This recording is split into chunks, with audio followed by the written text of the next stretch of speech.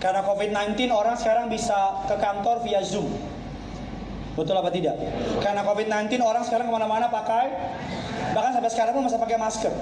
Mungkin dia terlalu beli masker yang banyak. Udah habis COVID-nya. Karena COVID-19 orang sekarang jadi rajin cuci tangan. Berita COVID-19 mengubah kehidupan dunia. Betul apa tidak? Tapi berita tentang Injil harusnya kabar baik itu, Yesus mati di kayu salib, bangkit pada hari ketiga, duduk sebelah kanan Allah Bapa, sama seperti COVID-19 mengubah hidup manusia. Harusnya berita Injil much more, lebih powerful dari kabar yang lain. Yang setuju bilang amin. Makanya ketika kuasa Injil menyentuh kehidupan kita, Kristus yang menjadi pusat kehidupan kita. Tolong tampilkan gambarnya. Sebelum kita kenal Injil, kita yang di pusat semesta, Kristus yang muterin kita. Makanya setiap kali ada masalah yang kita pikirin, apa untungnya buat gua? Apa faedahnya buat gua? Kenapa gua harus nyampunin? Enak aja dia. Sebelum kenal Injil. Tapi ketika kita udah kenal Injil, bukan kita di pusat kehidupan, tapi Kristus. Bukan Kristus yang muterin kita, tapi kita yang memuterin. Makanya orang yang dipenuhi oleh kabar baik, orang yang dipenuhi oleh Injil, setiap keputusannya yang diambil akan bersandar pada pertanyaan berikut: apa kehendak Tuhan dalam situasi ini? Apa yang terbaik bagi kerajaan Allah? What would Jesus do? WWJD, dua ada gelangnya. Beli di Immanuel. What would Jesus do? Makanya tampilkan slide selanjutnya, orang yang dipenuhi Injil, Kristus di pusat kehidupannya. Doanya berubah. Doanya dulu, berkati aku, angkat aku, tolong aku, dan bunuh musuhku. Tapi orang yang dipenuhi Injil, Yesus di tengah-tengah mereka, doanya berubah. Let the name of the Lord, dan melalui hidupku nama Tuhan dipermuliakan. Orang yang dipenuhi oleh Injil, tujuan hidupnya bukan kaya, bukan terkenal. Saya mau tanya, orang Kristen boleh kaya nggak? Orang Kristen boleh terkenal nggak? Orang Kristen boleh jadi pemimpin nggak? Orang Kristen boleh nggak doa kaya? Orang Kristen boleh nggak doa terkenal? Boleh. Tapi isunya kan boleh nggak boleh. Isunya kalau kaya, terus mau ngapain? Isunya kalau udah terkenal, terus mau ngapain? Kamu mau ngapain?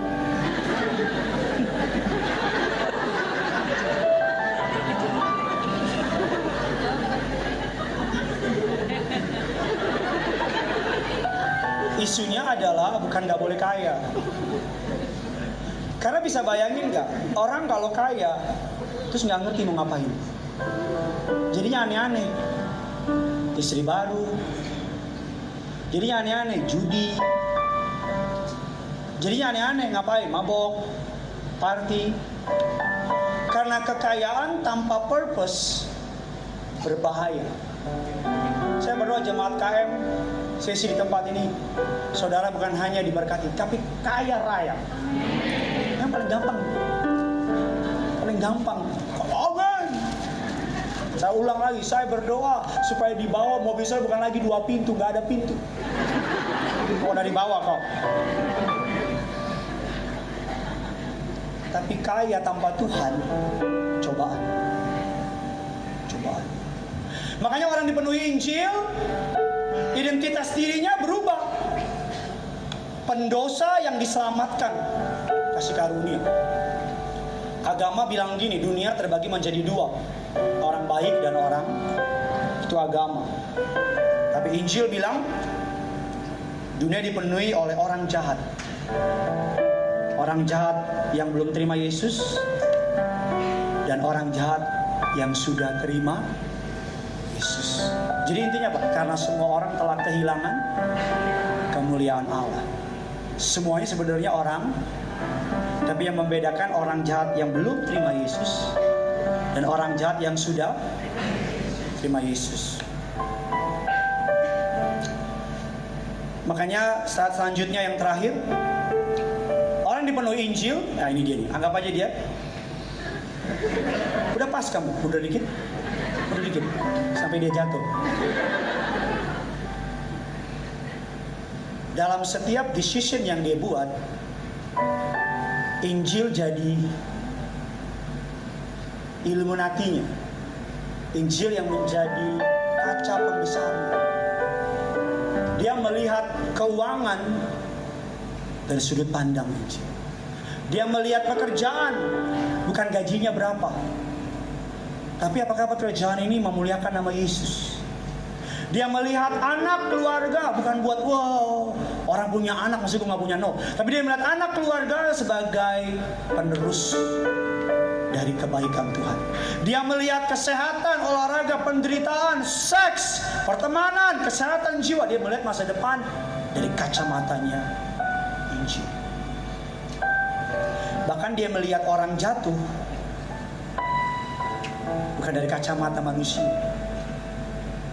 dia dari kacamatanya Injil.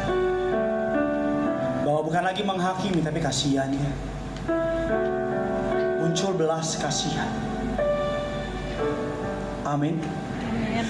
Makanya Injil Kristus harus menjadi yang pertama, utama, dan satu-satunya di pusat kehidupan kita.